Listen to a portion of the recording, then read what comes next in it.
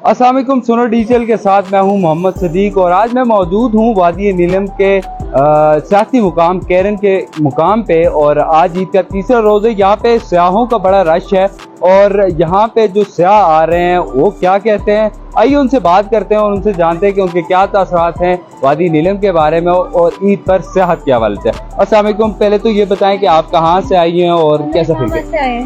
इस्लामाबाद से आए हैं हम लोग और बहुत अच्छा लग रहा है यहाँ पे आके।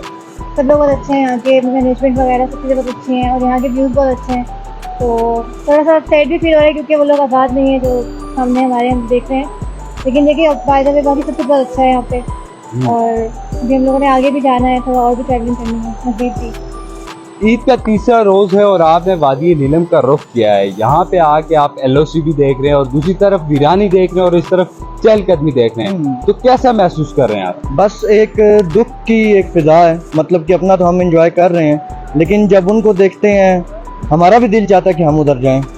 काश कि वो हमारे पास होता, आज़ाद होता, हम उधर जाते एक और ज़्यादा प्लेसेस, क्योंकि इंटरनेट पे अगर देखा जाए तो बहुत सारी प्लेसेस हैं वहाँ जो विज़िट कर सकते हैं और बहुत खूबसूरत भी हैं।